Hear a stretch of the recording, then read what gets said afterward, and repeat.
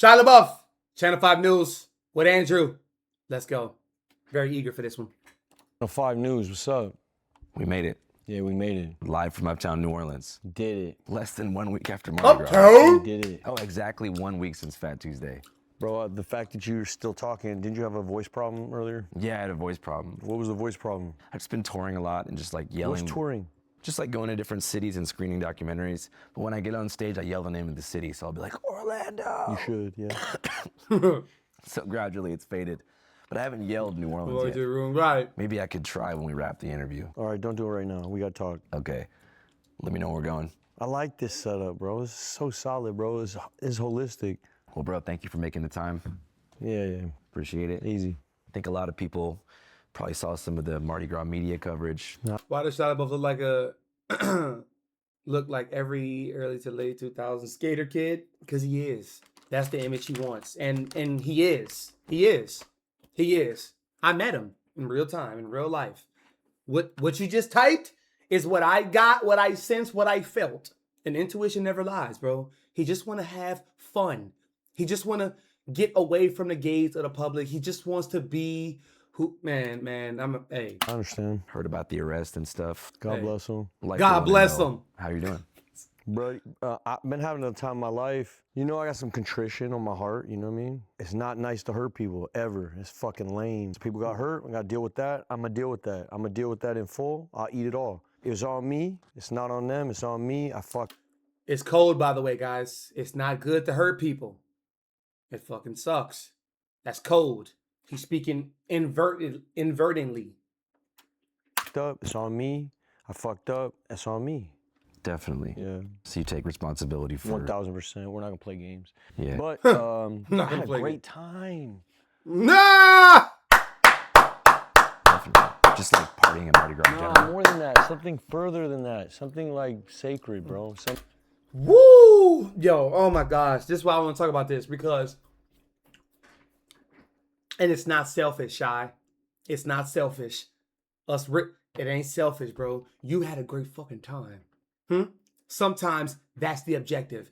And even if people get hurt just by attempting to walk in that line of fun, this ain't for you. This for me. Something like joy is sacred, bro, and we're Absolutely. I don't know. I keep talking like weird, like because we're camered up, so I'm thinking I gotta talk for a big audience. I'm gonna talk for me. Let's start over. Click. Absolutely. Start Back the to whole the interview beginning. over. Start the interview over, bro. All right, we're here, Shia LaBeouf, live, New Orleans, 1 week Yeah. after Fat Tuesday. How are you doing 1 through 10? Blessed. Okay, so that's a 10. It's a 10. Yeah, bro, I feel good. I mean, you know what I mean? I got shit I gotta answer for, but overall I feel good. I came out here heartbroken. I speak to you now as a man who's filling my heart up. How long have you been in New Orleans for?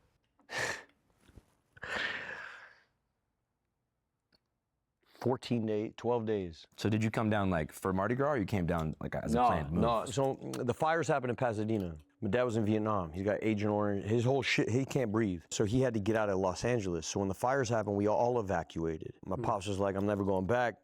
Set it up over here. We got family in Appaloosa and Abbeville, Covington, Mandeville. Like, Oh, wow. LaBeoufs are a name out here. Like they matter out here. You know, there's like LaBeouf parks and LaBeouf cemeteries. There was 3 brothers that really mattered out here. Early days, and I kind of never paid attention to it. I had a grandmother who was a lesbian, so she ran off with Ginsberg as a beard in the 50s. Ginsberg, like the beat poet from the Bay. Yeah, and there was a whole beat thing going on, and she dipped off with them, and then she found herself on some gambling casino. It's a long story. Her name was Jacqueline Joy Ginger LaBeouf. She was a friend of Allen Ginsberg. So her family was deeply Catholic out here, and they didn't fuck with her being gay. So she had to move out there and change the spelling of her name. So LaBeouf out here is L-E-B-O-E-U-F, and my name is L-A-B-E-O-U-F, and That's some Mandela effect shit. Like, what's the real spelling of LaBeouf? You know what I'm saying? Like, but he clarified it.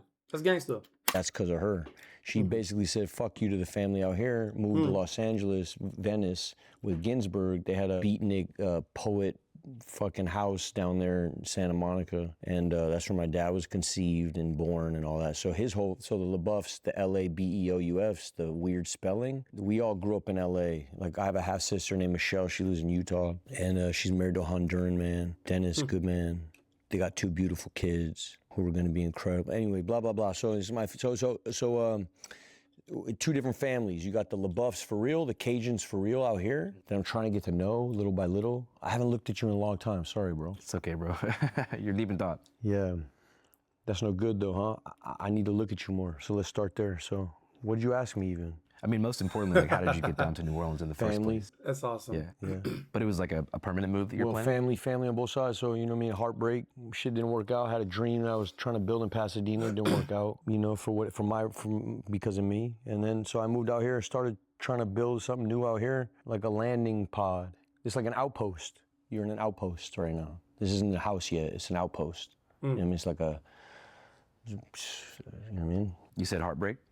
Oh my God, yeah. But you know what I mean? But you got to deal with that, and God puts that on your heart for a reason. And I feel like it's not new heartbreak, you know. It's heartbreak is, I don't want to talk too much about it. It's not my story alone to tell, but my side is, you know, I failed my marriage, and so I had to own up to that, so that's why I had to move out here. So I moved out here and started trying to rebuild. Was having a good time, and then, you know, hit a roadblock right there. And where do you think that roadblock began? I think that roadblock began with clout chasing. In what sense? I'm a bright light, G. So I come out here, I'm out here. And that's sexy. You know what I mean? So I think, but it's not we're gonna get to it. I don't want to know, but that's not to diminish on that side either. I fucked up, you know what I mean? Yeah. But, wow. That was a lot in a little span. Summing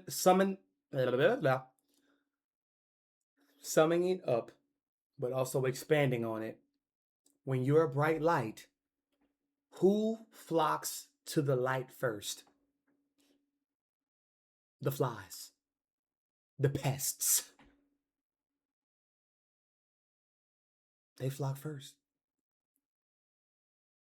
So you gotta weed out a lot of people before you get to other lighted beings like you are. You mean like cloud chasing is what led to you having an altercation, pretty much? Yeah. Can you break down like what happened that led up to that fight? I was drunk, and then I felt infringed upon. Yeah, like in terms of my proximity, but I wasn't in my right mind, and so it's on me. Yeah. Yeah. Just trying to get into the mechanics of how that happens, because, you know, so much of this story is about you being a public figure and being in the limelight for so long.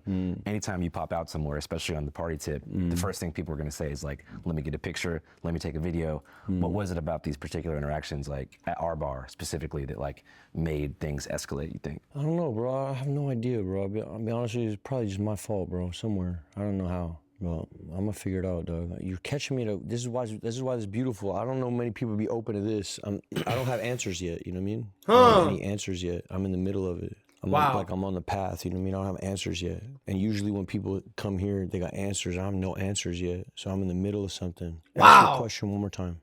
I guess, what about this particular infringement on your privacy? I'm a Catholic, bro. You know what I mean? I don't fuck with the.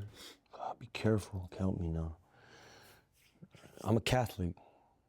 What does that have to do with like you feel like, how does that connect to the? I don't know, the whole story's not out yet. I don't know what was going on in my head, but it don't matter. I mean, the truth is, I said words not okay to say.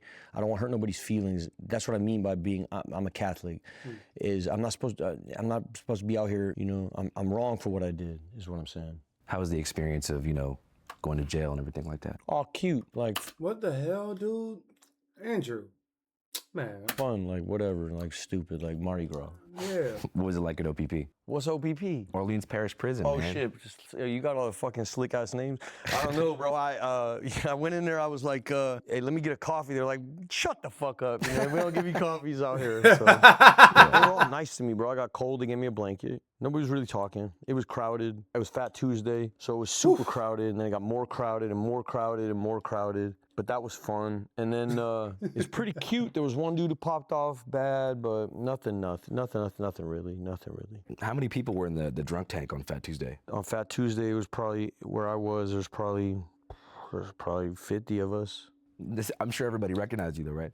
Yeah, but everybody's good, bro. Everybody's easy. You know what I mean? They know what it is, really. They know already.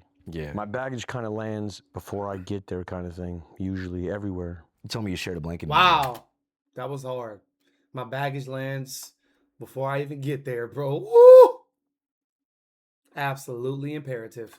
Yeah, we did. We shared a blanket, because there's 50 of us, so there's only so many blankets. But yeah, me and this one, yeah, we shared a blanket. He was, we talked. He was a good guy. Actually, he was. So usually when you get processed, you become friends with whoever you're getting processed with. Just the innate reality of meeting somebody before you meet everybody else. Yeah. And so the guy I got processed with became sort of a quick buddy. We didn't even talk. I don't know much about him, but just like one fisherman could see another fisherman from afar kind of thing. And we had that kind of connection. And then, yeah, black kid. Shared blanket, and we also shared meals. Like it was quite intimate, actually. Fuck was his name? I don't remember. Fuck was his name? I don't remember. Older cat. I don't know what his name was. William? William, if you're out there, go ahead. The charge, I got 2 misdemeanor battery charges, but they might up it to something, whatever. I know they got a DA, very liberal DA, who knows what goes on, but I know there's a guy out there who thinks it's hate charges, I'll live with whatever goes on. It is what it is. Yeah. God bless them all, Have they told you like what the penalty might be for something like that? There's like a battery charge, I think you go do 6 months, and hate charge. Why are we still talking about this, Andrew? I mean, come on, champ. Like, on the real, bro. It'd be more than that. I don't know. Whatever. I don't know what it is. Yeah, I gotta do whatever it is. I'll do whatever it is. It was no good, bro. My behavior's dirty, ugly, disgusting, so I gotta eat it, Yeah. I know that whenever we first started talking, it was kind of on like the program tip in the AA recovery world. Yeah, that's when we met. How long were you sober for? I had like 9 months, I think. I had done kava. You know what kava is? Yeah, like the Polynesian version of beer, but it's not alcoholic. Yeah, it's kava. It's like some root drink, some kava. So some kava shop opened up in Pasadena. I started drinking kava like probably 9 months ago. So my sobriety ended there, 9 months. So I had 9 months, but that was 9 months ago. So I've been off for 9 months, like out of it, searching in and out, putting it down, picking it up, reading books, sponsorship, all of it. I'm more just wondering, like, before, in general, like, what was the longest sustained period of sobriety? Probably 2 years. I was probably sober for a year before the birth of my daughter into a year of my daughter's birth, and then life became life, and then kava. Damn. Yeah. So kava was the gateway to more, like, regular bevs? Kava was an acceptance of, like, I had heard people talk about California sobriety and stuff like this, and it started floating around the rooms and shit like that. No, I'm not gonna say his name, but some people that I know, and I was doing camping trips and stuff. Dudes were talking about ayahuasca, spiritual journeys and shit like that. And we're talking about deep, like how to get to God and stuff like that. Joe Rogan, you just get flooded with a whole bunch of info, and as a sober man then, it was like, I remember being on a road trip with a kid, we wound up in Barstow or something like that. Went to an AA meeting, and one of the guys that was in the meeting was, I shouldn't have said it. I said it again. Hey, bear with me, bro. You know what I mean? I'm not on the wagon at all. And so everybody who fucks with that, I don't claim it. I don't want to hurt what you got going on, I know there's people that depended on me and people that look to me to be some kind of sobriety, stability, and like some pillar of this shit. I'm just a man. I'm trying to find it. And man, Elior. Hold on. You get me? So let's get no. It's not like that. So the shit that hurts in terms of me feeling free here now, in terms of my sobriety, is the guys that were under me that I was sponsoring, that depended on me, and their lives were in precarious spots that I was sponsoring, that I'm gonna deal with. You know what I mean? That shit hurts the worst. You know what I mean? If you ever been in this thing, you know what sponsorship is, and it's a big responsibility, and there's a lot to deal with, bro. A lot to deal with. I'm gonna be honest with you, man, and this is crazy stuff to say out loud, I guess, but I need to say it out loud. Let's go. I grew up in these rooms, So I've probably run a program since I'm 18 or something like that. Yeah. In and out. Longest I ever had probably this 2-year clip, but it wasn't the best part of my life. And this is what I'm dealing with out here, is like, I don't really know how to get to joy and run program, like as rigid as they run it. And the deeper, and this is not excuses, but the deeper in the program you get, you wind up in Catholicism, So you feel like the restrictive nature of traditional recovery often leads you into a religious box? No, I feel like the restrictive nature of recovery leads you into unhappiness. Because it's rigid. and you feel like you're missing out on something. And there's a mysticism, there's a mystery that's inherent to health. Because you feel like the rigid nature of it makes you feel like you're depriving yourself of something. Yeah. And that would be the breadth of human experience. Yeah. Which is joy. Which is not just joy. I know Enlightenment. program dudes that experience the joy I'm talking about. I remember how it first came in. There's a different kind of joy I'm talking about. I'm talking about a different kind of unhinged, maniacal joy. I'm not talking about giggles or like, I'm talking about freedom. Bliss. I'm talking about complete, something like a existential, like a, something further than just like some giggle, like the normie joy. Like flying on the highway. Like what, yeah. On a motorcycle. No, further. Okay. Further than that. I'm further than that. Is what Mardi Gras is. So it's like a chaos therapy? No. No. It's, can I read something to you? Yeah. You fuck with G.K. Chesterton? I don't know who he is, but I sound like I fuck So with G.K. him. Chesterton, this is big OG stuff, yeah? He's a real bandito in this thing. Yeah, go do whatever you want. In terms of this Christian shit, he's real bandito, this guy Chesterton. Let me read this to you, yeah? And it speaks to me. Mysticism keeps men sane. I'm not trying to be dramatic, yeah? I heard some motherfucker say I was performative today, you know? It bothered me. Doesn't seem like it to me, man. All right, here we go. Mysticism keeps men So sane. sick of that word. As long as you have mystery, you have health. When you destroy mystery, you create morbidity. The ordinary man has always been sane because the ordinary man has always been a mystic. He has permitted the twilight. He has always had one foot in earth and the other in fairyland. And I feel like that guy. Like, I feel like I want to encourage the luminosity, bro. I'm out here to fucking get it. It's Mardi Gras. Hey, what's up, guys? This is not an advertisement, by the way. But did you hear that about a year Yo, ago? Trap battle, Channel 5. We're going hell to San Francisco. God damn. I feel connected. What's up, I feel Asia? Connected to people. I take a bunch of pictures like I'm a golden retriever or a governor or something like that because I like what it does for people's lives. We were trying to get Mike Piazza's autograph, motherfucker. You know what I mean? For my whole life, Mike Piazza. Were you waiting outside the fence? Every day, this guy, bro. We used to go to these Dodger games. Big Brothers program used to give these tickets out. You go fucking Dodger game. Me and all of them dudes would be sitting in the parking lot. Brent Butler always signed. Hideo Nomo always signed. Mike Piazza. Just a cold heart. Mike Piazza, you're a bitch, bro.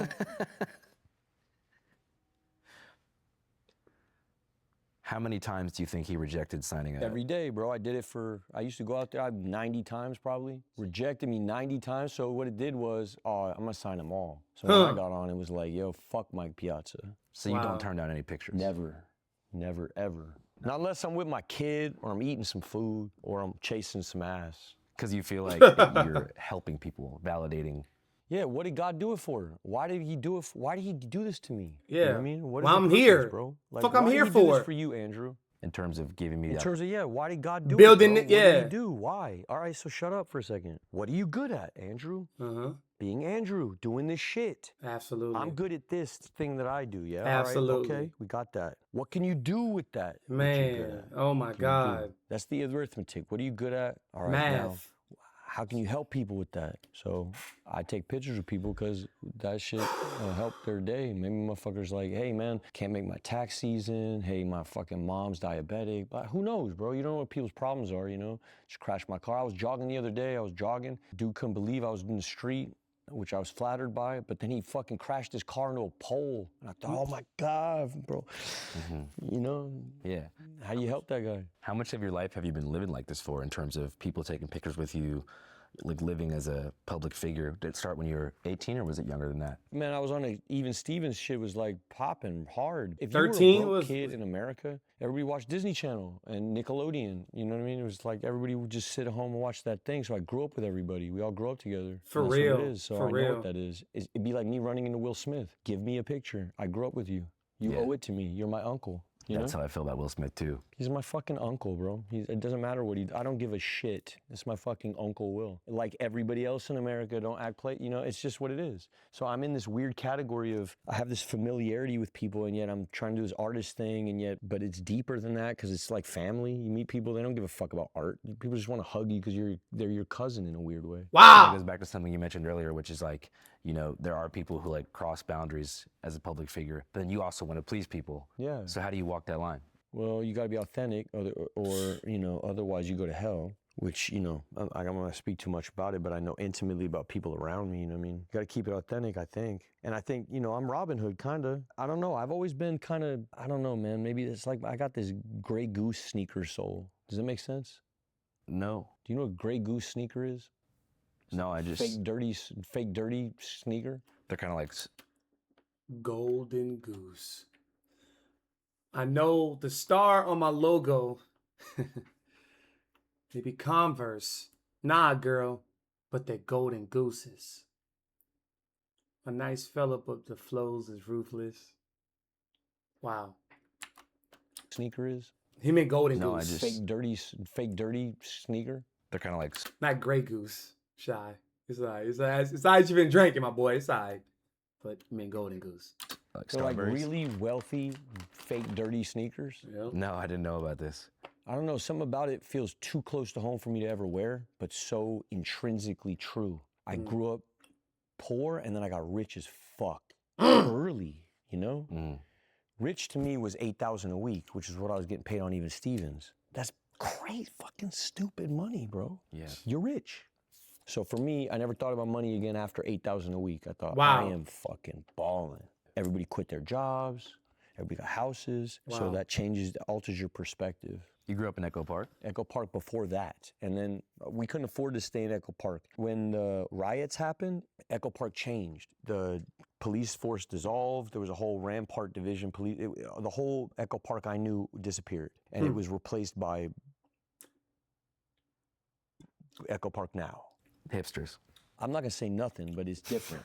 And it lost whatever was there before. I ain't gonna say and nothing. There's pockets, but a lot of us moved to Boyle Heights. A lot of us moved to Bakersfield. A lot of us moved to Tahunga, Sunland, Reseda. If you had a little scratch, you made it to Burbank. You know, that was like Beverly Hills for the people that got pushed out of Echo Park. And so, so we went to Bakersfield first, and then my dad was in Tehachapi. He had to go to prison. That's why we were in Bakersfield. My dad went to Tehachapi for a while. My mom was selling fabric out of Bakersfield, made some scratch, moved us closer. We wound up in Sunland, Tahunga, and that's where I sort of grew up there, like from 9 to getting on.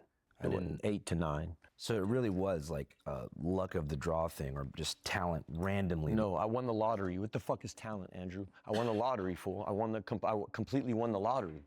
Dude, I won the lottery. I won a scratch off. It's like that. It's like I won a scratch off lottery. There's no such thing as talent at all. Do you believe in talent? Yeah. Tell me. I think as an interviewer, like listening is a talent. But I do look back at certain things. No, that's a skill. Yeah. Okay, that's so a talent would skill. be like juggling, or Which is also a skill. A skill. You learn how to juggle. Yeah. exhale for 2 minutes straight without Which is also inhaling. a skill.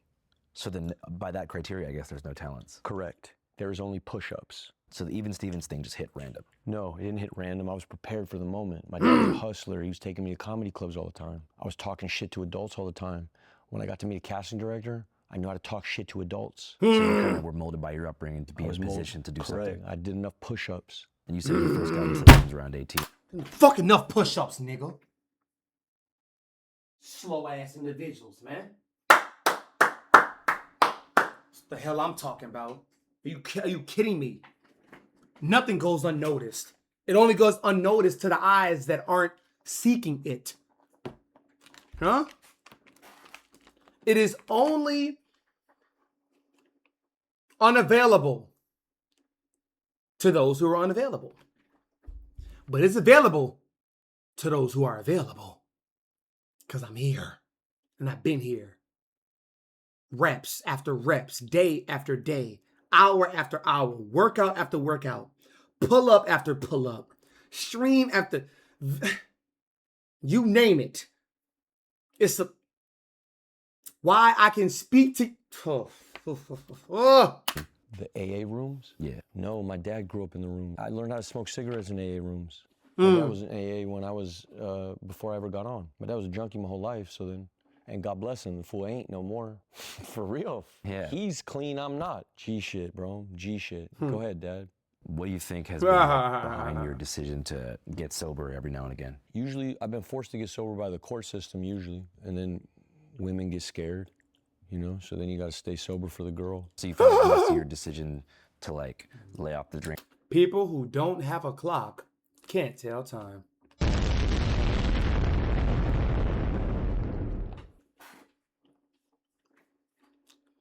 And Jacob, people who never rode a bike can't tell you about the view by the lake. Can't tell you about it. I done rode past this road too many fucking times. I can tell you what flowers is coming up on the next block. I can tell you what lake house. I can tell you the name of the people who own that lake house over there. What car they drive. What time the birds come at this spot on a generator. Whenever the fish jump up out the water at certain time. I can tell you that. You can't. You can't tell me. You can give a quote or two. You can lie about it. You can. You can say a TikTok quote. Fucking punk. Go ahead. Okay, expand more. When did you come to that realization? Uh-oh. Then. And that's what I'm telling y'all. That's why shit is becoming so so fickle nowadays. All you gotta do is ask one question. People crumbling. One. You don't live like that. You don't live like that. That's not you. That's TikTok. That's TikTok. That's Instagram. That's your notes. That's your photo gallery that you got ducked off in the corner. Got cute quotes. Quote of the day. Put on your wallpaper or something. This was external factors. Yeah, the business, the job, holding on to the career, holding on to the girl, That was holding on hard. to family, holding on to fear and all the shit, people around you. You know what it is when the walls close in. You just want to calm it down. Oh, yeah. So you make a bunch of decisions that are inauthentic because you just want to calm everything down. Especially when you provide for other people. Especially when you're the racehorse, yeah, for sure. Then you gotta, then it's more than that. You know what I mean? It's I just so know this is my more than personal that. experience. Like when you're going through a super hard time, it's really best Know what I say, Jake? To get it. To get up and get it. To get up and attract it. That's what I say. to put the beds down. Yeah. Because when you're drinking to cope with sadness, oftentimes it can spiral into something deeper. Yeah. Because you're just delaying processing of those sad feelings. I don't like you, person behind the camera. I don't like you.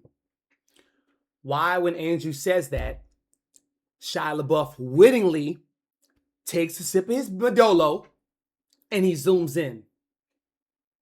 See? Snake. Snake ass motherfuckers, boy. Snake ass motherfuckers, boy. Yeah. I'm looking at you dead in your face and I'm a sip. He ain't gonna zoom. Yo. And deeper. Yeah. Because you're just delaying processing of those sad feelings for a long time. And eventually you're going to get to that brick wall where you're like, I got to face this shit. Yeah. And I understand the context with which you said it and also like the assumption one makes when a man gets divorced and is publicly sober and then publicly drunk and then fighting people in the street, getting arrested, trying to come back, trying to earn the bureaucratic Hollywood shit, trying to get back on. All I of love these coming here and things it that are feels just like kind of home. Things that don't really. Asia, that's an amazing compliment. Thank you for saying that. You know why, Asia? This is home. This is home. We ain't going nowhere. Fuck. Man, listen, Asia. Fuck these top. I don't know. Nor do I think. I compute. I engineer myself into thinking nothing of anybody else. You know what I did Saturday, Asia? Before we had practice, I went to another streamer's house that was like 40 minutes away. was 50 minutes away from my house, but like 45 minutes away. And I helped him with his stream. I don't need no pat on the back for that. I ain't saying that, you know. But I helped him with his stream. And you know what it did for me, Asia? It opened back a window. Not a door. It opened a window. One of those like small bathroom windows, right? It opened up a window of gratitude for what I do and how I do it. Because Asia, think about it. Jacob, think about it, y'all. All the years we've been streaming, what haven't we done?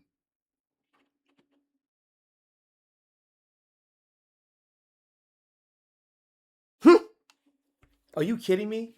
To say that where I am today and still here, give a fuck where I am today. I'm not asking what have you done. You know, this lady say, what have you done for me lately? Nuh-uh. What haven't we done? From the music to the reactions to the IRLs to the clubs to the interviews to the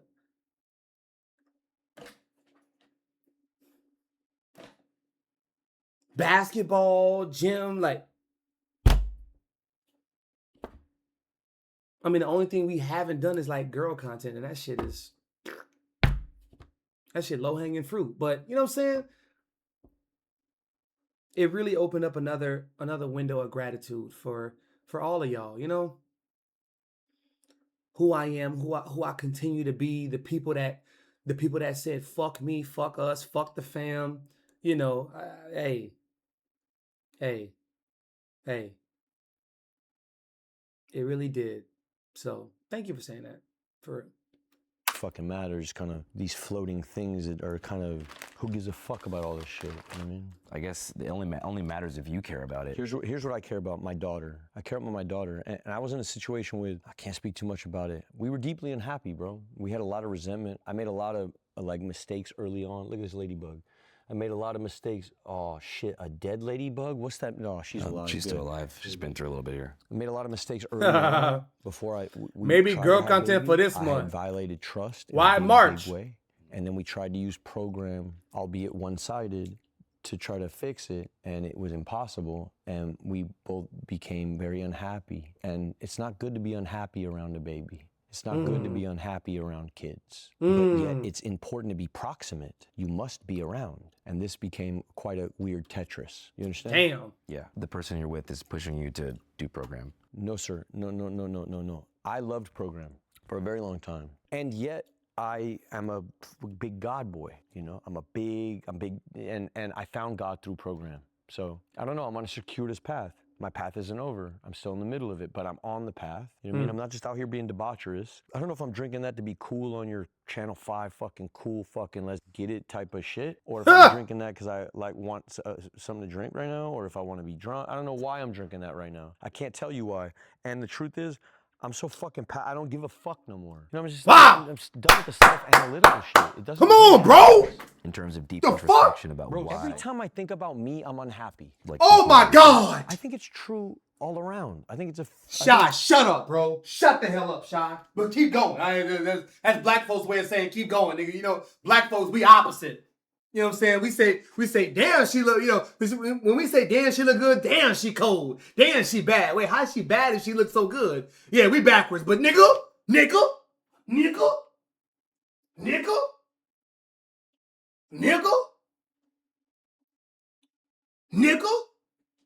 I'm done with the self-analytical shit. Oh yeah, I felt that one. You know what they say? Hit dogs holler. Roof, roof, nigga. Fuck that shit. Bragging. All day. Fuck being humble. Nice. I ain't never been nice, but I have been humble in my life. No, none of that. Suck a dick. Now I'm not belligerent, but at the same time, fuck that. You know, imagine looking at yourself. Imagine waking up and doing the things you do that is performative for everybody else in your life. But when it comes to you, and you think about yourself for about a minute, if you can, unhappy. You uneasy. Wow. Hurts. Hurts. Hurts.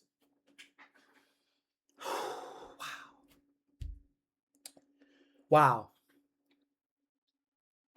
I want to run that back, y'all. I want to run that back now. I'm done. I'm done. Be done. Be done with it. Yeah. And that's what I've been saying.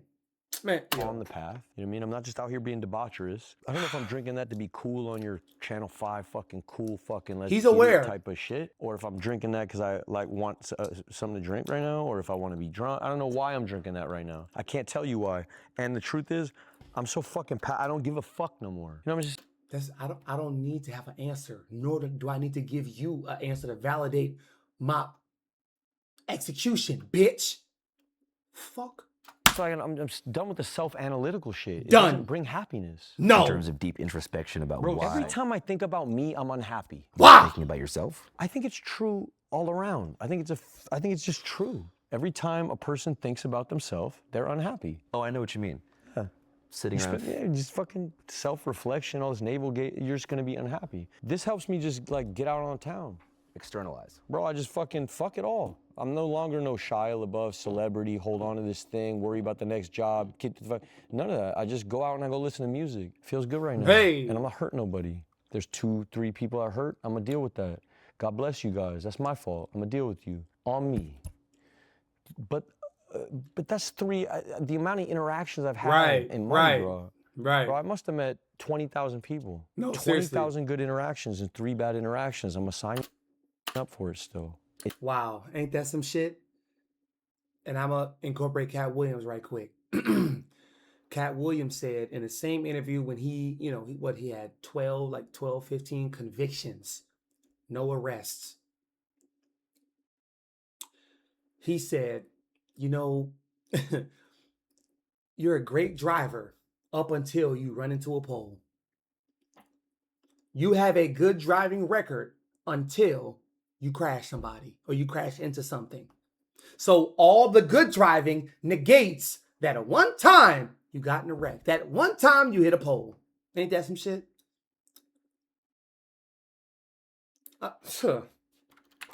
And that's what they hang over your head mostly. Yeah, fuck you. I would love to see you try because I'll let it go. I'll let it go. And honestly, and look, this situation that I'm explaining, I'm not gonna go into detail because it's real fresh, like a couple hours ago, real fresh, and it's about my team. Look at me, I'm about to go in depth, but I'm not. Oh, no, I don't regret. I don't take back what I said. It's the truth. I'm not self-analyzing nothing. I shouldn't have said it. I shouldn't have, not in this way. I can still be me, but I gotta. People, 20,000 good interactions. But Asia, 3 bad interactions. am I real sign up though? For it still. It's like playing blackjack at a casino. Wow. I see you making uncomfortable moves. No, I'm just moving forward. Okay, go. All right. No, but I'm thinking like, you're going to jail for fighting when you're out drinking. Why do you not a still wake-up call of like, damn, dude, like. Nah, because it wasn't bro, I'm not a fighter, bro. These people are clout chasers. But I'm saying going to jail, like, have you thought like, damn, maybe if I wasn't drinking, that wouldn't happen? Like, I gotta Who gives chill. a fuck, though? It's another experience. Yeah. Jail will be another adventure. Yeah. What are you gonna do? That's cool. That's like the Hunter S. Thompson viewpoint. Who gives a fuck? Yeah, I'm with God, bro. I just move with God. God's gonna move me around. Yeah. True. And you feel like you found God through AA. Yeah. Whenever they talked about the higher power, I always put it as like my inner child, like my 8-year-old self, like full of curiosity, who never even thought I'd be at a bar until 6 in the morning. You know, it's like imagine him watching you doing what you're doing. Yeah, I Like, swear you're it's gonna that. call the same guy again at 7 in the morning. Yeah, you know, like it's that kid would be like, "What do you mean? You have a successful YouTube channel. You support your mom. Go get some sleep." And like that ended up sort of being like my big homie was my little self. But I know for some people, it can be like a God thing. I like that. Yeah. You think God's like My big homie was my little self. Hence why whenever your parents, mom or dad, or grandma, uncle, whoever took care of you, whenever they get to a certain age, now the child, the grandchild, the niece or the nephew is now the kid, aka the kid, is now taking care of the adult. We all need each other, y'all. Wake the fuck up, bro. We all need necessity, each other. Water, oxygen, all that shit, humans. Life, each other, we need it. Food, water, shelter, we could do without shelter, okay? We could shack something up somewhere. Water, oxygen, humans, life. That's what we need. We need each other. I'm stronger than you. I'm more agile than you. I'm more flexible. I'm more, you name it. You are not.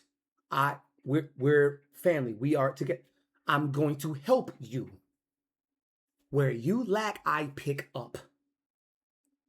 Physically and metaphorically. Where I lack, you pick up. Like a monotheistic singular deity? Do I? Yeah. Yeah, I believe in the Trinitarian Church. Yeah, I'm a Catholic, full blown. Yeah. I got baptized Catholic. I just haven't really followed it much. I get it, and if I had probably come up like you, I'd probably shuck and jive too. You know what I mean? I didn't come up that way. I came up with my dad was in the Mongols. My mom was a hippie. We had no God in the house. We had a whole bunch of religious art. My mom loved art, so I had a whole bunch of Caravaggios and shit in the house. We loved art, but we never read the Bible or nothing like that. And then I got bar mitzvahed. I wasn't into that shit at all. Damn. Internet lore is also that you're like down from a hood in LA. It's true. Can you elaborate? Harpies 13, my key holder's Conejo. It happened through a film. I was prepping a movie. I asked if I could. He told me what the requirements were. I said yes. We love each other, all of us. We are all, most of us fathers. Most of us are trying to live good lives. Wow. Most of us are God-led. Did you have to get like jumped in or anything? Nothing silly like that. No, come on. When I joined, it was sort of, I was 36, and it was like they had already done all the rowdy for so many years that I'm kind of the T-shirt salesman. And that was when you were filming before Lost Creeper, right? Yeah. Hell yeah. Yeah. I always thought that this was Big Hazard, the hood that made PCP. No, it's Harpies. Yeah, I guess. Damn, you it's get one jumped into Asia? a gang at 36 years I mean, old. yeah, we talked Good about night. it, but then he was Love like, ya. this is ridiculous, you know? Yeah. So if you went to jail in California, you'd have to run Southsider. Yeah. But here at the Mardi Gras Drunk Tank, you just It'd gotta, be run, what- just gotta run Shia LaBeouf. To be honest with you, bro, it's love all around. It fucking is. All that other shit, like, I'm not pushing no line in California neither. I'm Shia LaBeouf, bro. I was in holes. The fuck are we talking about? Like, really?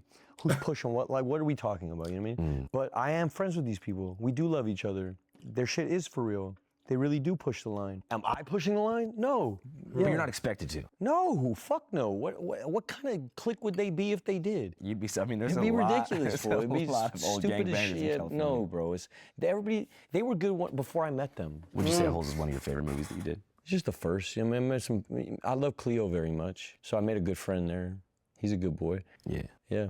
I like Disturbia. Yeah, that's another one. I didn't make no friends there. Golly. What is this interview, bro? I'm gonna get in trouble anyway, so who cares? Fuck it. Fuck it. Oh, God help me. Cat's out of the bag, yo. Shia LaBeouf is a celebrity. News. We're talking going just artists. That's funny as Shia shit. LaBeouf and we're only fighting him into out stuck and show you certain inspired by. Also, you may round or go on the people happen to this right here. Where do you begin? A major thing. In my life in general, not now, but yeah, I mean, that's what brought me out here for sure. That's what motivated the move, yeah. I'm out there now, but I was there when I came out, you know what I mean? When I was first buying this crib and all that, yep. That was about 3 months ago. Yeah, I mean, one of the hard parts about being a public figure of your stature is like all of your personal life is in the media, good, bad, and ugly. I thought you did a pretty good job on the John Bernthal podcast. Oh, yeah. By addressing that kind of pipeline that you had from controversy to, I guess, sobriety and getting serious about your life, figuring out what behavior patterns put you in the position to be in positions like the ones that got written about significantly. Yeah. Looking back at that whole chapter, you know, as far as the major controversy and everything like that, 2 or 3 years ago, how do you look back in the You mean rearview? with Twigs and all that? Yeah. Yeah. Bro, she's a good girl, bro. That's a good girl. But looking back in the rearview, do you feel like working the program after that, helps you kind of Didn't you hear what the fuck he said? Looking in the rear view. I'm not doing that. I don't want to. rectify. Nah, because the program, you know, sometimes when you get arrested, the court just says, hey, you got to go do this or that to like mitigate charges, you know? So they force you to do like rehab and like go to, you know, anger management. So like, that's not what the issue with me and her was. The issue with me and her had to do with jealousy and bullshit, manipulation, and some stuff she talked about and some stuff that, you know what I mean? But that's my fault too right there, you know what I mean? That's on me too. That's not on her, that's on me. That's a good girl. She's a fucking incredible artist, bro. Pay attention to her work. She's amazing. When you say it's on you, like, were you able Whatever she said, run with most of it. were you able to work some of that stuff out behind closed doors? Yeah, I mean, it really comes down to, you know what I mean? Yeah. Yeah, because America is like a lot of times built on exile, you know, and like carceral methods of like when someone does something wrong, a lot of times the standard is like banish them from public life, banish them. How? That's just how, that's kind of the lay I of the wish land. I wish you could. Leave me the fuck alone. You mean put me in the banished spot. Let me party, dude. Let me go there. But I guess the idea is like, you know, That's you what I mentioned it said. earlier, like when you go to jail, you took responsibility for it. Yeah. So it's like when you mess up, when you're drunk and you do something wrong, you hurt somebody, what is the path to restitution? Is it like living, you know, in the proper way to minimize that in the future? Or is it like taking actionable steps behind closed doors to like rectify that shit? You got to make amends. First thing you got to do is you got to say what you did. Then you got to say how it's never going to happen again. And then you got to show and prove. What do you think's the best way to like show and prove after something like that? Something like which? Just anything, like going to jail, getting Jail, into like a fight. like which part? I guess we could go one by one There you go. with the Twigs thing.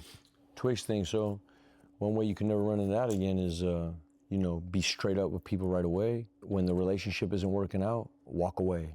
And then as far as the situation with like bar fights and shit, how would you minimize that in the future? With bar fights and shit, how you minimize that in the future? Boy, you got me.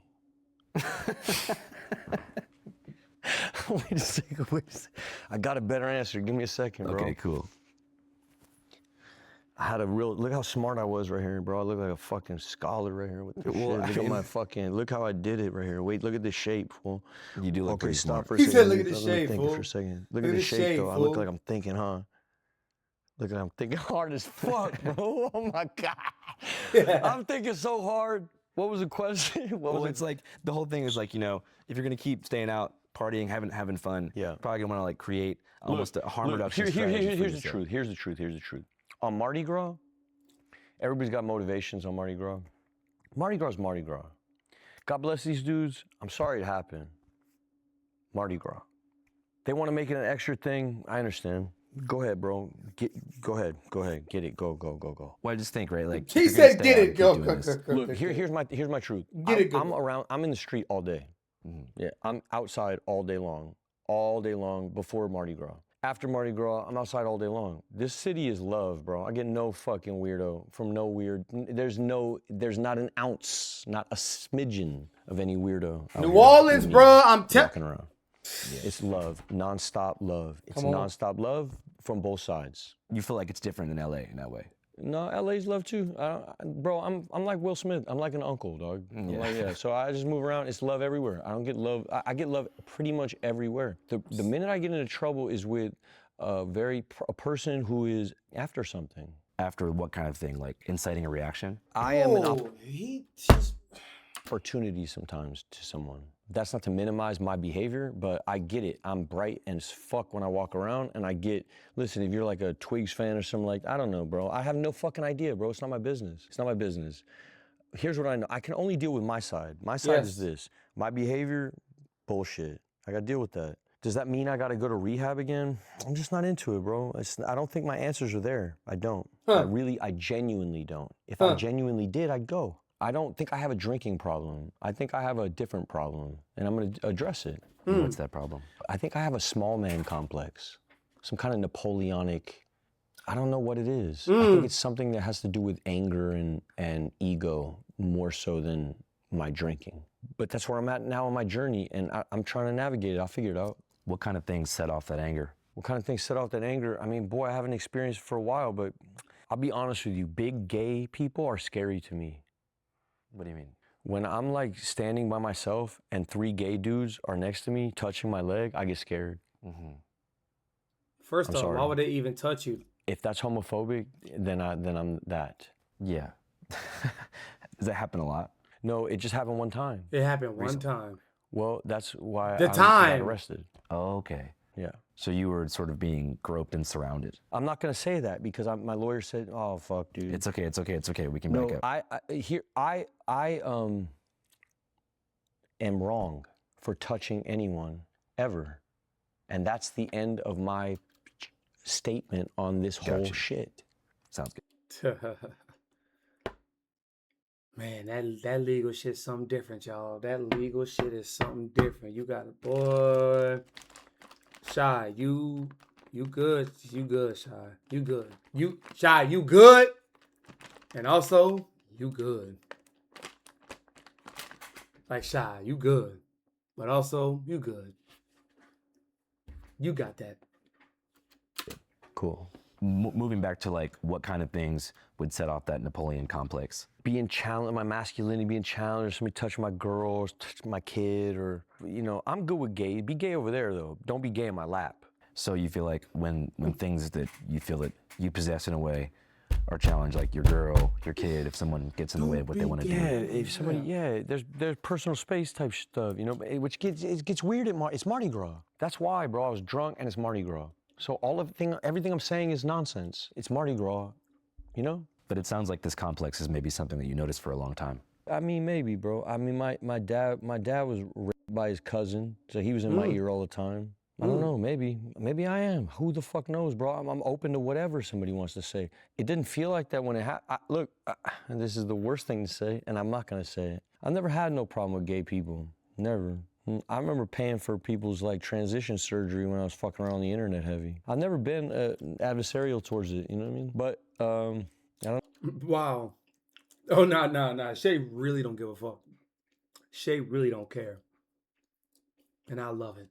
You know, I'm open to whatever. If somebody's got more information on the subject, then let me know. I know I'm fucking deep off into the Bible. I know what the Bible says. About Homosexuality. what does it say? Nah. That's what it says. Yeah. But wasn't that written Nah. Yeah.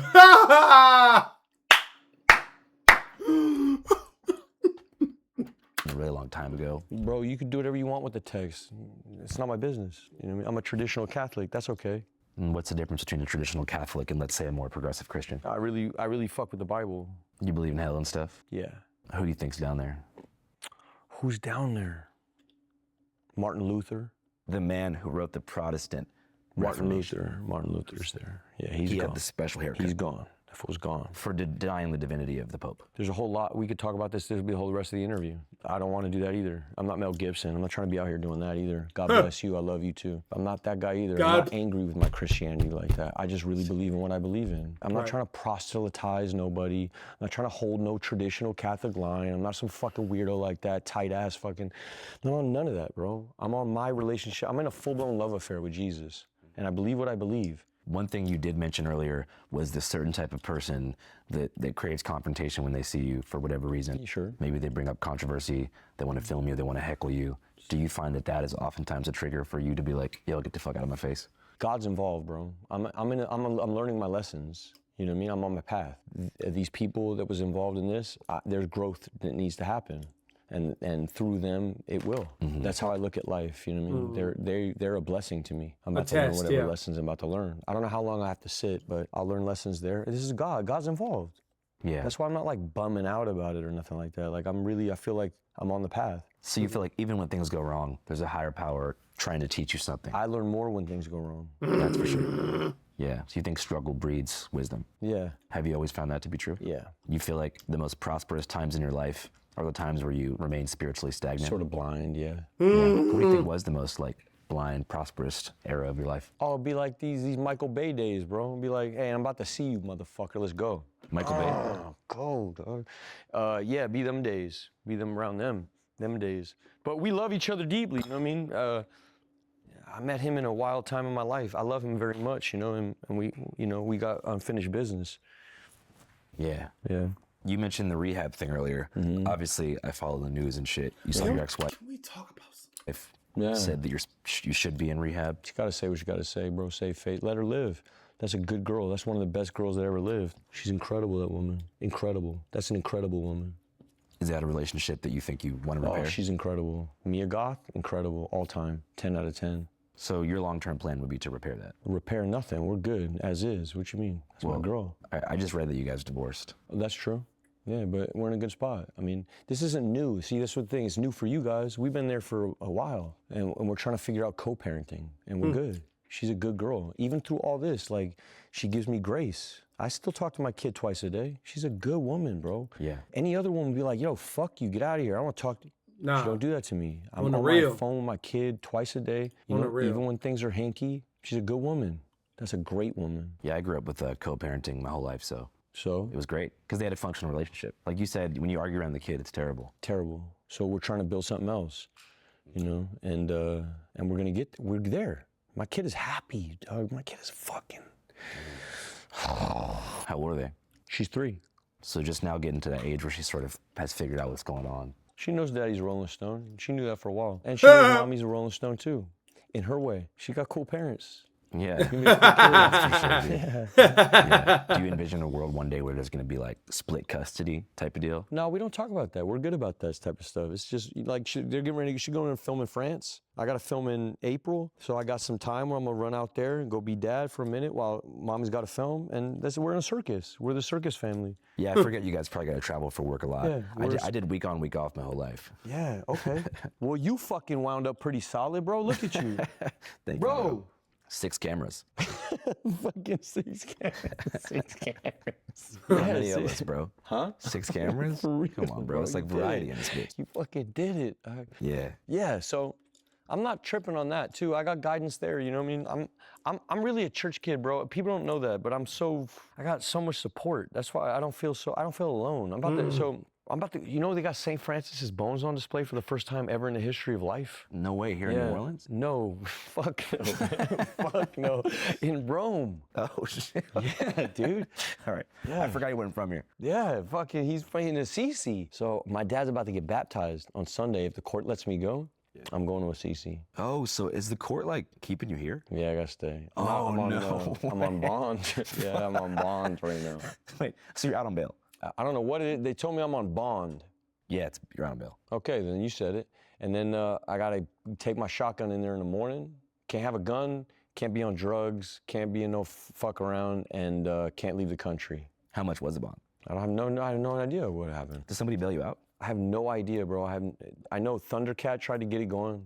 Steven and me are very close. I know him from school. He tried to send his people out, and I love you very much. That's a good man. Cuddy did the same thing. So I had these assistants. Scott! I don't know these names of these people, but they showed up at the court, the jail, trying to get me out. And then the bailiff or the jailer was like, "Hey, do you know Stacy or Shirley?" And I didn't know none of these people. So she said, "Should I just tell them to go?" She did, and then I just left on my own. I don't know who paid for what. I know that somebody told me there's like I'm not reading none of it, but bro, there's a lot of clout chasing going on in this motherfucker, you know what I mean? Like people trying to take credit for Bro, getting you let out him of live, jail. bro. God bless him. Good people, good people. So you got out of jail, like not even knowing who paid the bond. You're No, I just don't like- know. I don't know what it is. No.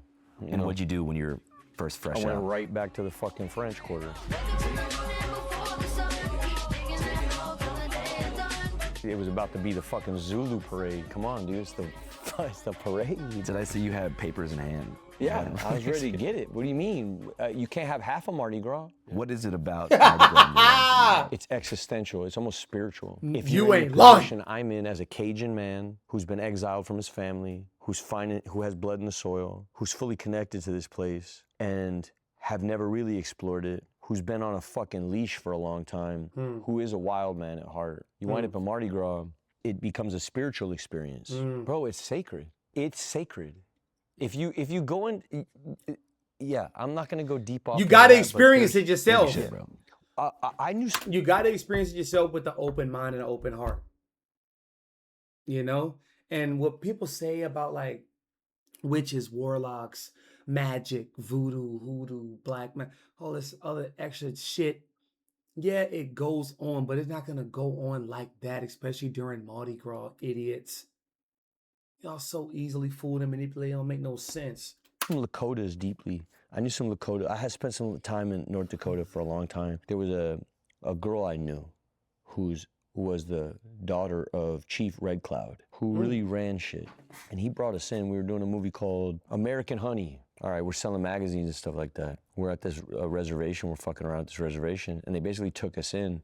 And when we were there with them, you know, they kind of like were explaining drunkenness to us and like spirit, you know, like for instance, like when they do the, and they're gonna check me on this, of course, because I'm speaking out of turn, but like I never got to go to Sundance. No white man can.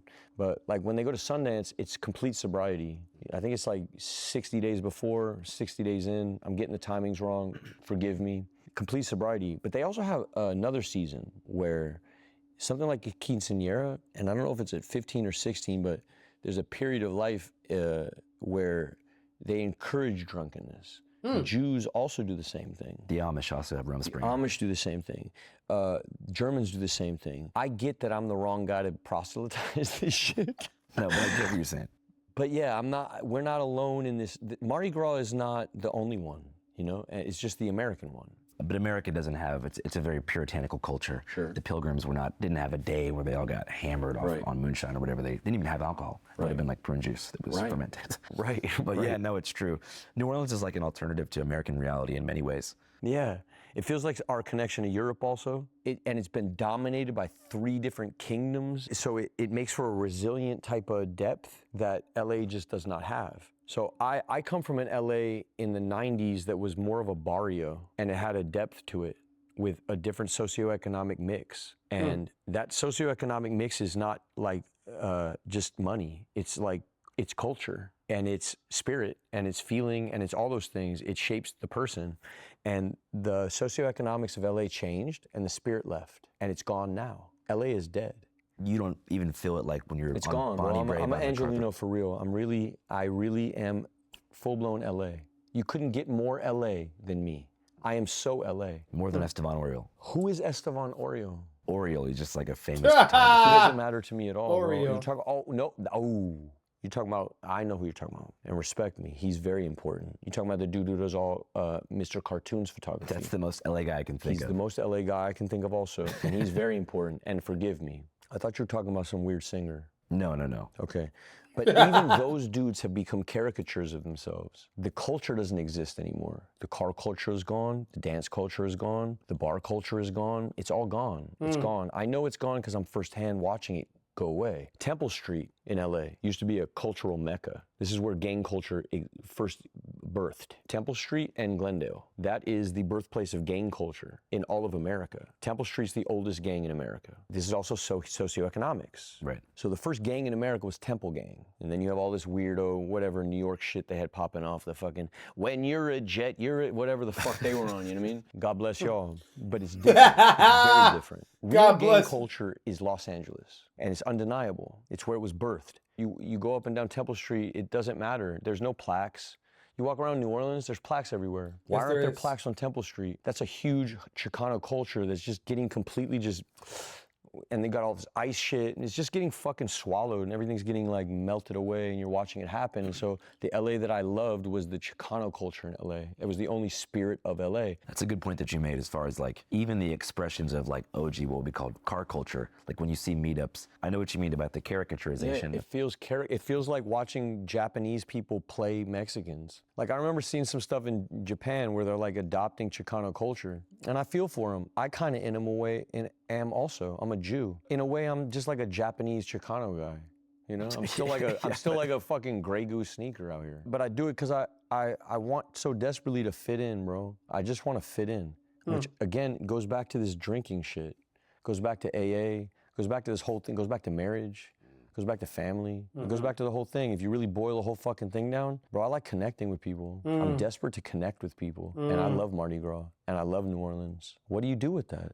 You say it out loud, you accept it, you take your bumps. I'm gonna go sit down probably for a while, yeah. But I'm gonna be out here. I like it here. I really do. I love it here. It's the best. It's the best. Especially if you like have accomplished what you want to in life, and you get to just sit down and focus on engaging with people and only connecting. If you have career aspirations, probably not the spot. Not the spot. If you're like, if you're thirsty, this isn't the spot for you. Or if you're someone like me who was 21, this isn't the spot. And graduated. Yeah, you can't. You got to get out of here. Am I gonna write about beignets and streetcar? You're 21 and you majoinky joint. 21. This isn't the spot. And graduated. Yeah, you can't. You got to get out of here. Like the spot for you. Or if you're someone like me who was 21, this isn't the spot. Who was or is? What is? Yeah, if you're thirsty, this isn't the spot for you. Or if you're someone like me who was 21, I think you said was. Hold on.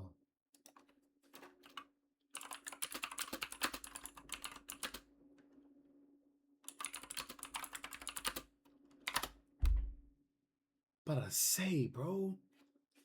I was about to say, Mud. This isn't the spot. And graduated. Yeah, you can't. You got to get out of here. Am I gonna write about beignets and streetcars, it's true. destinations? It's true. You got to get out of here. Yeah. But this city did. You would not be you had you not grown up here and did it here, because you wouldn't have the ability to be able to connect with the fucking multitudes that you're able to connect with. No, I'm glad you brought that up, because I've tried to explain that to interviewers. They don't have it in Los Angeles. They don't have it. They say, how are you able to talk to so many different kinds of people? And it's like, because I started here. Yeah, that's why. I didn't start on the streets of that's why. post-gentrified Venice. Yeah, that's why. Or downtown Seattle, which, like LA, also lost its culture. Yeah. But much later, it wasn't the riots in '92. It was Amazon moving their corporate campus to my neighborhood in 2011. That was just a final blow. Yeah. And like you mentioned, there's no plaques, because the forces of industrialization and corporatization just erased it. Yeah. So New Orleans respects its own history. Yeah. I suspect that maybe in 100 years, historians might go back and put a plaque on Temple and put a plaque. Maybe. Yeah. When it benefits them. Yeah, sure. Or even like think about, this is a different city, but like O Block in Chicago. Yeah. Why is there not a plaque there that says, this is where drill music started? That was the biggest cultural export of American music for really 2 years. interesting, right? Took over the UK, took over rap around the world in New York. Yeah. But no, they want to tear down that place and build a multi-use family development within 2 years. There's no respect for any counterculture anymore, especially not to get all race pilled if it's like minority generated. Yeah, it's true. White counterculture still gets preserved. Like in San Francisco, North Beach, you can still see Allen Ginsberg's apartment covered in formaldehyde. Bro, you could dig deeper into this and get lost. It's not just white. Absolutely. So let's take it's not just because there's a whole bunch of shit popping off. It ain't just race, with brother. It's not just, there's a whole bunch of shit popping off with that. That's layered. That's very layered. That's layered. And it's also American. He's an American. He is a titan in American literature. However you want to write him up, Ginsberg goes up there. Big time. Yeah. So no matter what you feel about him, so it's layered. It's layered. Yeah, yo, I'm not hating on the people. I'm just saying the money people put into preserving cultural stuff. Yeah. Is dedicated to a specific. Who pays for the plaques in New Orleans like this? Who pays for the plaque?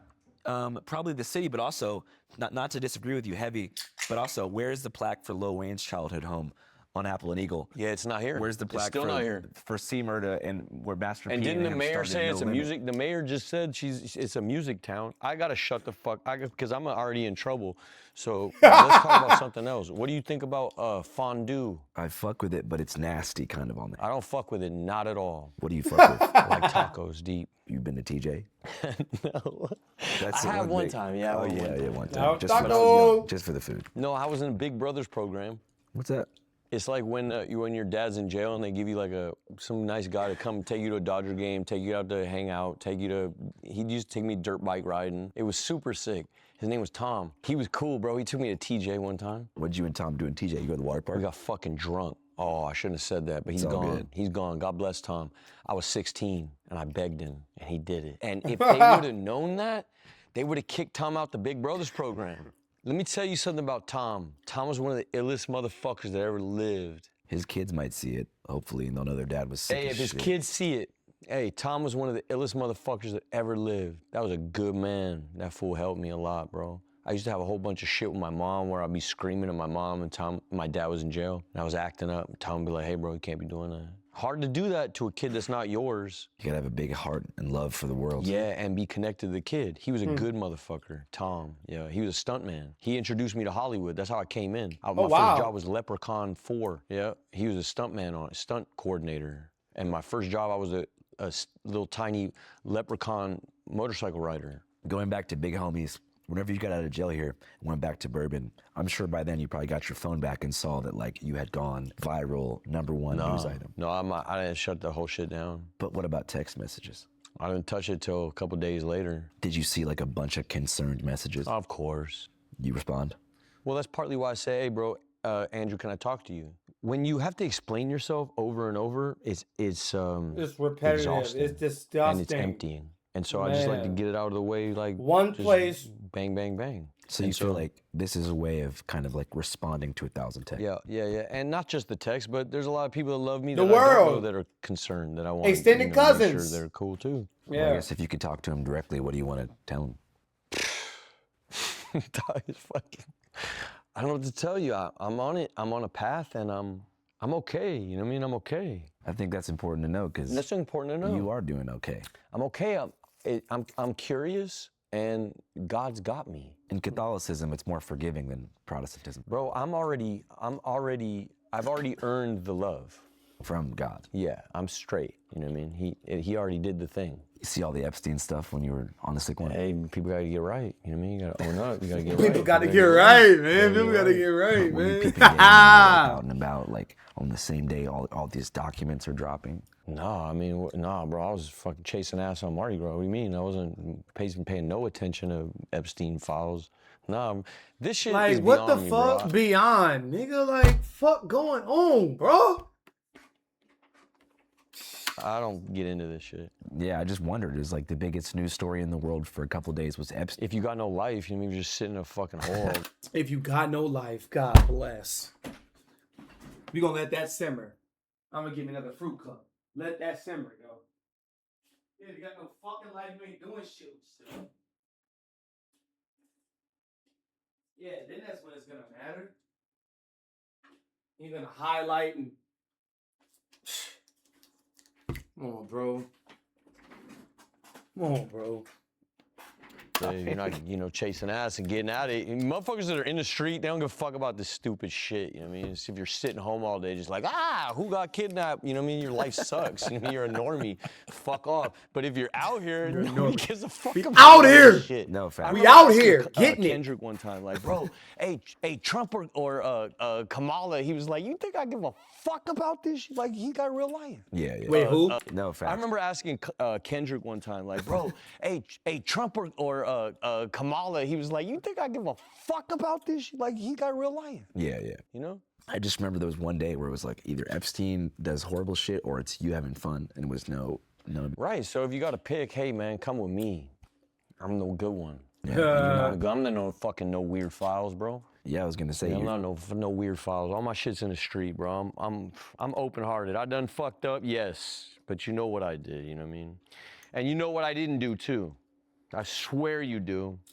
Come on, how? Bro, how, bro? Think deductive, what is it called? Deductive Reasoning. logic, deductive rationale, deductive reasoning. Reasoning, Deductive yeah. reasoning. Yeah. So work your way back. In terms of. My whole My life. Yeah. Fuck, nigga. Yes, bro. I'm finishing, nigga. You'll know them by their fruits. Wow. I eat a fruit cup. Cheers. Sensational. Do you like? I wanted to talk about some old shit. Go ahead, bro. The He Will Not Divide Us project. Come on, dog. I was just thinking today. I was like, that was Shia, Yeah. and you were kind of ahead of the curve on that. Hey, bro, different time, different spirit, different everything, just everything. And I wasn't wrong. He didn't. You don't think Trump divided us? No. It depends on your sensibilities. I still stand by the statement I put on the wall. He will not divide us, and he did not. Well, he did divide the public. No. He, look, the beauty of that piece actually was its ability to be both things. And I don't want to fuck the art up. So I'm not going to speak on it no more. I don't want to choose a side. I'm a Catholic. Christ first. First. Only. What would you say to Jesus if you could meet him? I What won't the say fuck? shit. Yeah, what the fuck? Really? Nah. But I'll kiss him. I kiss him. I kiss his feet. No one say nothing.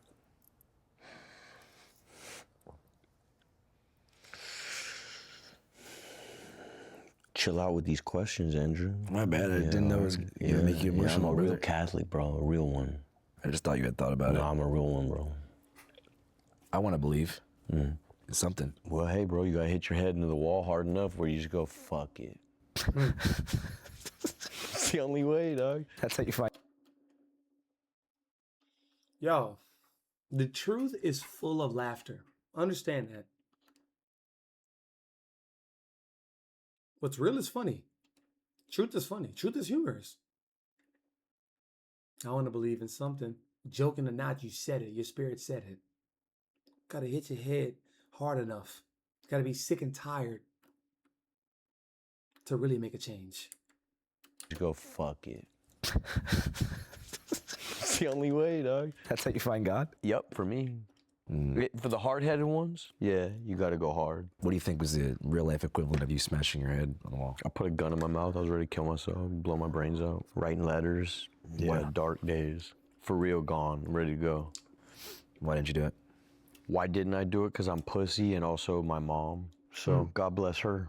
She kept me alive that night. And also some dude, I've said it already, but there was a dude who hit me up, this guy from the program. I used to save all the numbers in my phone, you know, Joey AA, Bobby AA, Tommy AA. And there was a cat who hit me up that night. I was ready to go. And he hit me up. He said, hey, what are you doing? Or something like that. And then I was like, trying to explain myself, like, bro, fuck this, I'm out of here. Fuck life, I can't take it no more. I just lost my girlfriend. She's walking out the door. My wife didn't know. The ex is fucking suing. It's all just shit. I can't wrap my head around it all.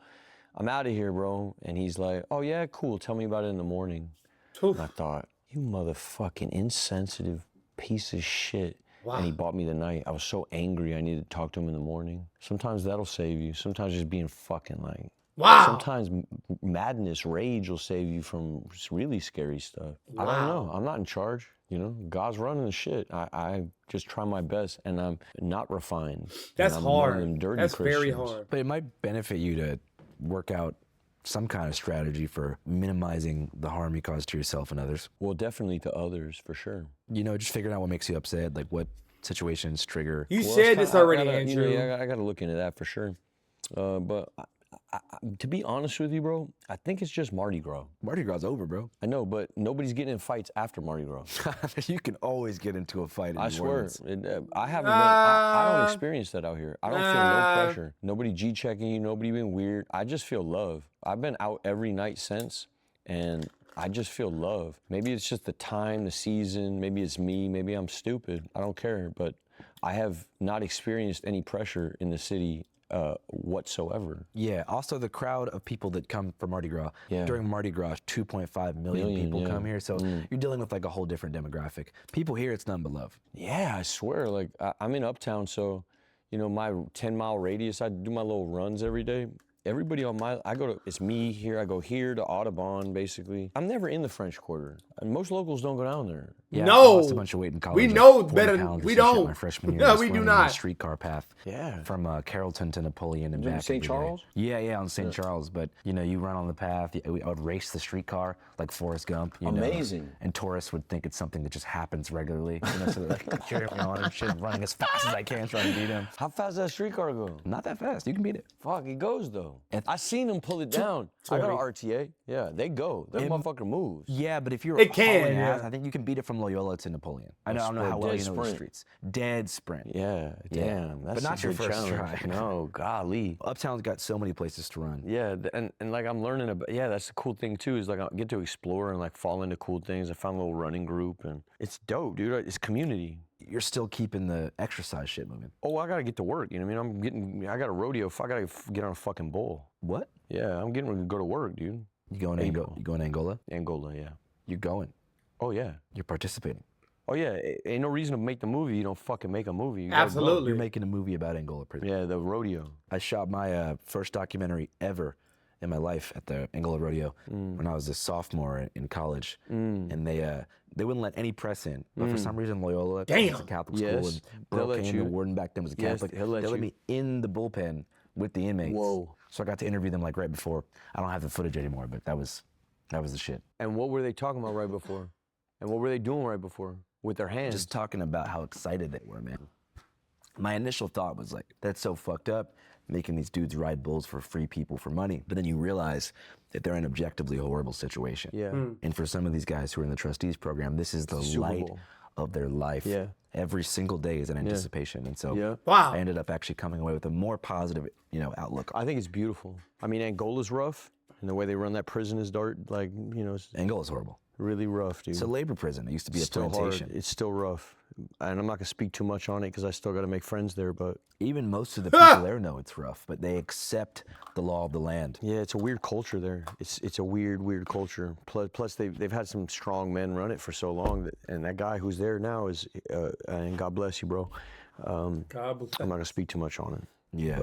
But yeah, I'm headed there. And it's crazy how much talent Yeah. is behind the walls and Yeah. truly amazing people Yeah. that we'll never hear from. Well, not never. I mean, that's kind of what I'm trying to do. Is not never. But well, time out. Well, hold on now, bro. I'm a God guy. Hold on, bro. I don't know, dog. I don't know. I just don't know. I can't call it. I used to be able to just make these quick assessments like that. I can't. Everybody's on their own journey, bro. God's involved. So you think spiritual freedom can occur behind the wall? Oh. Part of me thinks that they got a quicker route. You know, I know a lot of monks, and something like the way they live is something like what it's like in county. It's not, hermitages are something like a prison.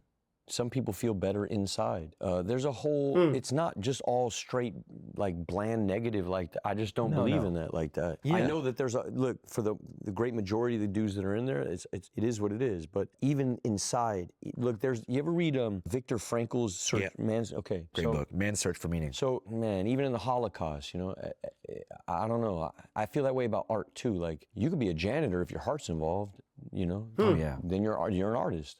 And so I feel that way about this spiritual thing. You don't need necessarily, like, what is the most fertile ground for spirituality? If you were to set up your life right Wherever now, you're at. and say, Wherever you're "Hey, at. by Monday next week, I need to have a better relationship with God," what would you do? I would say it would be disconnection from all superficial sources of gratification, even things like food and water, technology. Obviously, you would need to break fast at some point, but depriving yourself of the things that you use to distract from interest. Something like prison? Yeah, quite similar to prison. Exactly.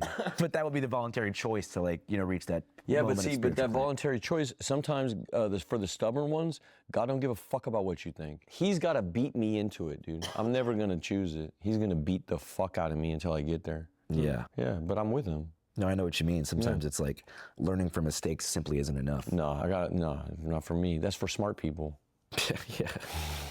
I know what you mean. There are some people that need to be Yeah. taught the hard way. Yeah, bro, that's just what it is. And do you ever think that'll happen to yourself? I'm in it right now. We're in it right now. What do you mean? We're in it right now.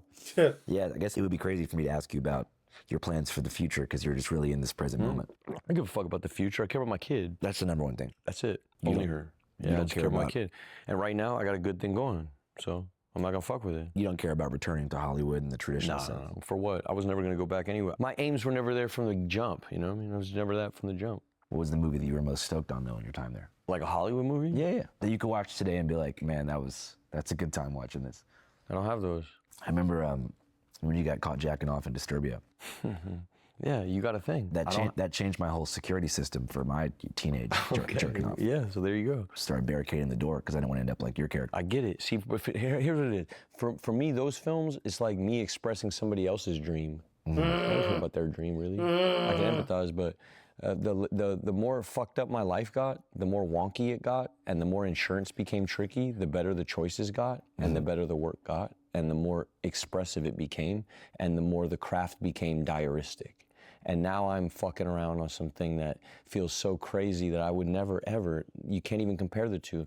I'm around people, there's a comparison, I like what I got going on. Right. Yeah. So you wouldn't want to compare your life to a different person? No, I wouldn't trade. Yeah. No, I'm really him. So I don't feel weird about it. I feel like God's got me and I'm right where I'm supposed to be and I'm in a weird category. I don't know what it is. I don't know who it is.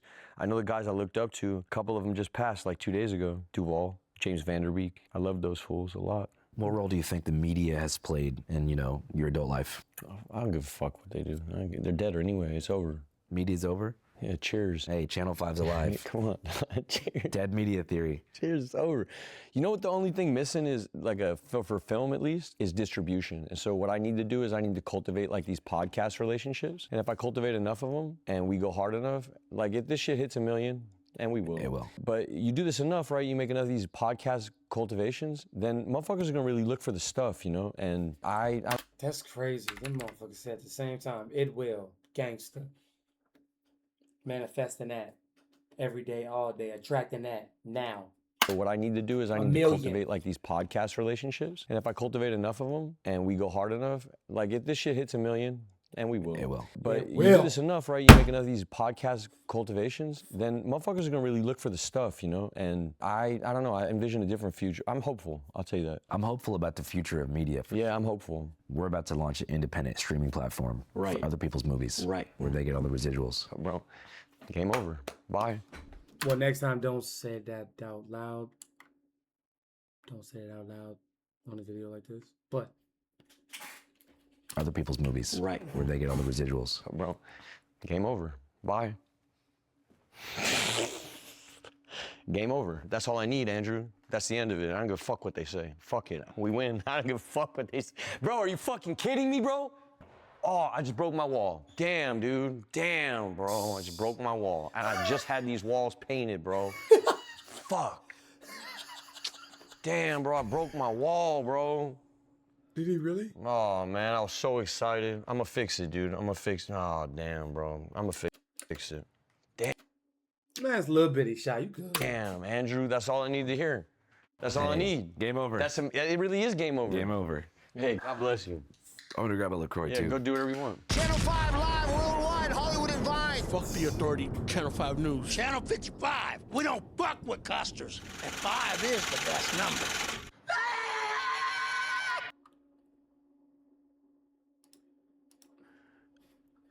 That's just behind the scenes shit.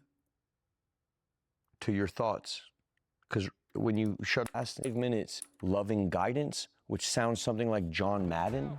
When you get on that sideline, It's loving and it's not, like a coach. It's like guidance. It's like, who was Tyson's trainer? Customato. So you pick a voice, and you got like him, like Customato. And it's something like that. You shut the fuck up long enough. You're gonna hear your voice. Sounds like that weak little bitch that's always tripping out about this and that and that and this and that. And then you're gonna hear this other voice that's gonna sound like Customato, and he's gonna say something loving with some guidance attached. So shut the fuck up till you hear that. You gotta pipe up when you hear it. Don't fake it either, Andrew. If you don't hear it, we're gonna sit here all night, dude. I seem to hear the voice of my own grandfather right away. What did he say? He's just saying my name. Dope. Well, not my name, but he used to call me lad, which is Irish way of saying grandson, nephew, whatever. Can I interpret that for you? Yeah. You're good, fool. They got you. Ah. Wow.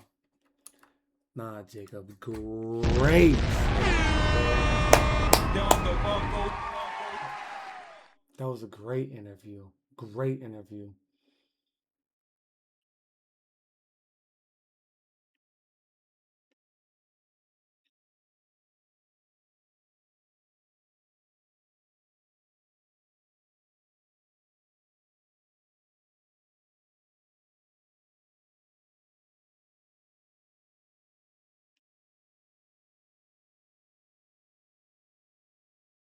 And everybody trying to sell. Everybody attempt. That's why I don't do that. Read comments and fucking all that extra dumbass shit for that reason and that reason only. People try to, and you gotta let them. Fuck them. God bless them. Suck a fuck. Yeah, suck whatever. Because, Jacob, man, wise person once told me, and I tell y'all this time and time again. They are going to make a narrative for you. So you might as well control it anyway. Control what you can control.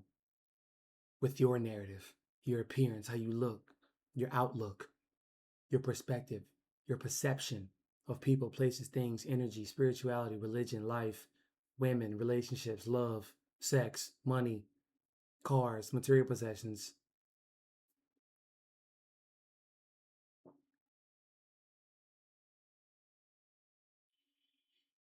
That was a great interview, bro. But this last thing I'm gonna leave y'all with. You know, a lot of things are like virtue signaling, you know. And I'm not saying Shy is one of them per se, but you know, it's like they say things for a greater plan, like a longer plan, like everything with most celebrities in this type of limelight. It's the longest game, like the longest yard. It's the longest game. So they may put him in a video or a movie or a documentary with something religious because how much he mentioned him being Catholic, him being, you know what I'm saying, and him crying. Like I'm not saying it's that P word, which I'm not going to say, but I love this interview for the holistic and spiritual aspect of it. Like it's not ADHD, it's not rambling, it's just being a fucking person. Like you ever had so many ideas in your head, you can't really get them all out at once. So you just go with one. And you just walk and you walk. And walk is the talk, right? You walk, and then you find your way in this in a bigger, greater, greener pasture than you started off with. And that's just the point. Keep walking. Keep talking. It's not rambling. It's not ADHD. Why everybody gotta diagnose shit? Everybody gotta therapize somebody else. Shut the fuck up. You got problems. Because the psychological depth of people attempting to diagnose other people, they're the ones that got the most problems.